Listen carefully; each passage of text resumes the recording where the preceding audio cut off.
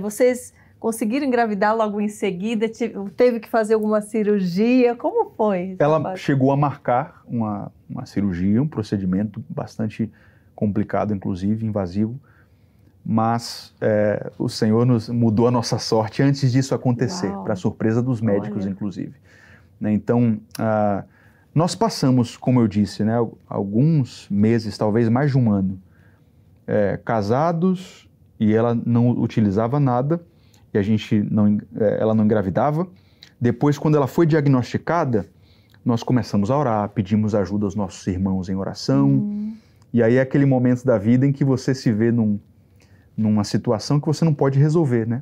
E aí você precisa aprender a dependência do Senhor, aquele cenário do milagre, né? Senhor, existem lutas em que através das minhas habilidades eu consigo resolver, mas não é o caso agora, Deus. Se o Senhor não intervir aqui, não vai dar.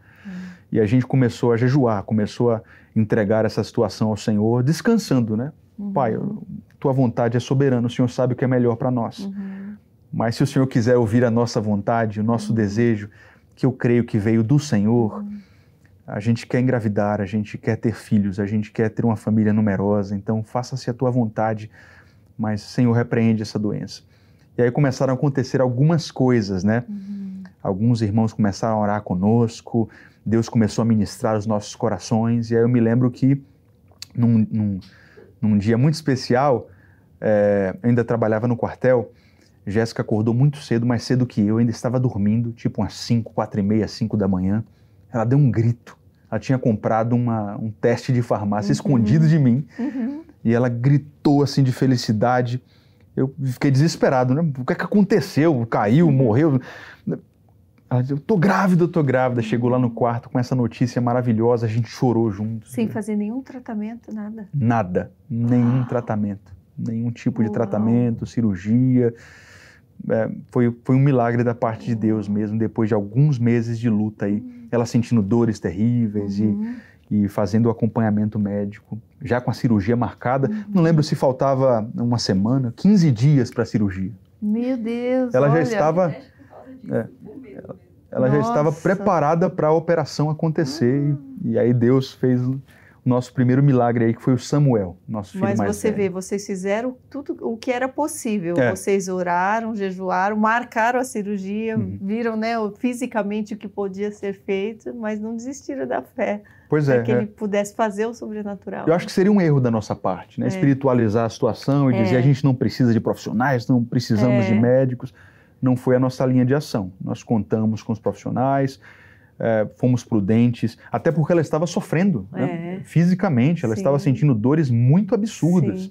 Da gente levantar 2, 3 da manhã e correr para o hospital, eu não podia suportar aquilo, ver a minha esposa sofrendo daquela forma, então a gente marcou a operação, mas a gente cria que Deus era poderoso para fazer de outra forma, Ele fez. Inclusive, a médica hoje se tornou uma grande amiga de Jéssica, ela ficou surpresa. Jéssica voltou anos depois, e ela continuava se lembrando daquilo e utilizou aquilo no círculo de médicos dela para testemunhar. Então eu creio que Deus utilizou essa situação para a glória dele. Né? João capítulo 9, aquele cego, né? Ele não tem pecado nem os pais. Foi para que se manifestasse nele as obras do Senhor, a glória de Deus. Isso aconteceu na vida da minha esposa. E é algo que você falou na tua rede social, que eu acho importante você falar, sobre a questão de ter filhos mais jovem. Né, mais cedo, que hoje em dia, né, quanto mais o tempo passa, mais é pregado de que a gente tem que priorizar o trabalho, de que vamos primeiro, né, fazer tudo o que precisa e deixar o filho para depois. E você comentou, olha, os óvulos das mulheres estão diminuindo, estão morrendo, elas precisam se atentar a isso. Eu passei por isso. Eu fui uma mulher que teve filho aos 40 anos, 40 para 41, mas não era nem essa questão, vou priorizar o trabalho. Era a questão de ir deixando o tempo passar e achando justamente que a gente vai ser jovem o resto da vida. E hoje as pessoas falam, você não queria ter mais filho? Eu falei, eu quero ainda. E se eu tivesse tido essa cabeça lá atrás, eu já estaria com uns 10, porque eu amo ser mãe. Eu amo a função de servir, de cuidar. Então, eu me arrependo hoje em dia de não ter filho mais cedo, de não poder ter tempo né, físico para poder ter mais filhos através do meu próprio ventre. Posso ter de outras formas, né? Mas eu gostaria que você falasse sobre isso. Pois é, e quando eu postei esse vídeo, eu fui bastante atacado. Muitas mulheres ficaram chateadas comigo porque elas entenderam aquilo como uma ofensa. Ah, minha tia engravidou com 35, o que é que você está falando? A minha mãe engravidou com 40. E, óbvio, eu não estou dizendo que não é possível. Não é um ataque, mas é um alerta. Pois é, eu creio no Deus da Bíblia, que fez Sara engravidar com 90 anos, não foi isso? Mas não dá para todo mundo contar com isso. Pois é. A minha ênfase ali foi abrir os olhos de muitas mulheres, Sim. porque eu acredito que existe toda uma agenda hoje que é contrária à prole. E Satanás, Karina, ele detesta os nossos filhos. Satanás sabe que nós estamos nos aproximando cada vez mais da volta do Cordeiro, e ele sabe que essa última geração, antes da volta do Senhor, tem um potencial gigantesco para viver na terra, um avivamento tão tremendo que vai abençoar tantas nações que ele odeia a nossa prole.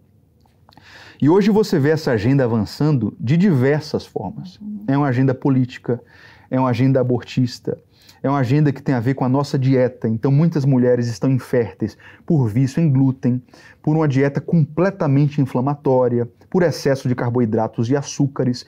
São tantas as facetas que interferem para uma baixa taxa de natalidade, e isso é completamente espiritual. É uma guerra espiritual. E do ponto de vista biológico, esse é um argumento que é irrefutável. É claro para a ciência hoje que quando você faz 30 anos, você já perdeu 90% dos seus óvulos. É um fato isso. Isso não tem como refutar. Então é óbvio que você ainda é fértil, mas você tem uma pequenina porcentagem da sua fertilidade. E eu não quero falar com isso que a mulher jovem não pode trabalhar, isso seria inclusive antibíblico. A mulher bíblica é forte, ela trabalha, ela produz. Quando você olha para a mulher de Provérbios 31, ela é uma trabalhadora, é uma mulher que dá frutos, é uma mulher que prospera, gerencia negócios, e o marido fica famoso por causa dela, por causa do trabalho dela. Mas o meu ponto, o meu argumento, que inclusive está no livro, no capítulo que eu falo sobre filhos, é que para a mulher bíblica e sábia, o trabalho nunca vai ser uma prioridade em detrimento da prole e da família. A mulher bíblica trabalha, ela tem negócios, ela prospera do ponto de vista profissional, mas a família está muito acima disso tudo. Ela sabe que ser mãe é muito mais precioso do que trabalhar. E eu já abri os olhos de muitas mulheres nesse sentido. Algumas se chateiam, outras têm humildade para dizer, poxa, o que esse cara está dizendo é verdade. Nenhuma faculdade que eu faça, nenhuma universidade na vida, nenhum trabalho que eu exerça profissionalmente é mais precioso do que a minha maternidade, do que o fato de eu ser uma esposa, né? Paulo escreve na carta de Tito, no capítulo 2, ensina as mulheres mais velhas, as anciãs, para que elas sejam maduras e capazes de transmitir para as mais jovens, que elas estejam ocupadas em casa, entendendo que o trabalho doméstico é muito precioso. Né? Eu acredito que quando a mulher, na Revolução Industrial, passou a ser força essencial de trabalho, isso não foi um ganho para as mulheres. Isso não trouxe benefício algum para as mulheres. Pelo contrário, a mulher como força essencial de trabalho, ela agora não pode mais trabalhar, ela tem que trabalhar. Karina, quantas mulheres no Brasil queriam ter o privilégio de estar em casa cuidando dos seus filhos e são impedidas porque o marido ganha tão pouco que ela tem que trabalhar também? Porque é impossível sustentar a casa com o salário de um só. Isso foi uma estratégia demoníaca. Isso é mais ou menos o que Faraó fez em Êxodo capítulo 1. Eu vou colocá-los para trabalhar mais porque eles estão crescendo muito, eles estão ficando perigosos. A agenda anti-humana, antinatalidade, sempre foi uma agenda demoníaca e isso está acontecendo em nossos dias. Era melhor para as mulheres quando o trabalho para elas era um direito, era uma possibilidade, era facultativo. Não uma obrigação, né? Não Exato. uma imposição. Isso é muito ruim para todos, para todos. Quantas mulheres eu conheço e atendo que diziam, o meu sonho é que eu pudesse deixar o meu marido trabalhando para que eu pudesse concentrar pelo menos 1 ano, 2 anos em gestar o meu filho, amamentar o meu filho e depois eu volto. Muitas mulheres não têm esse direito.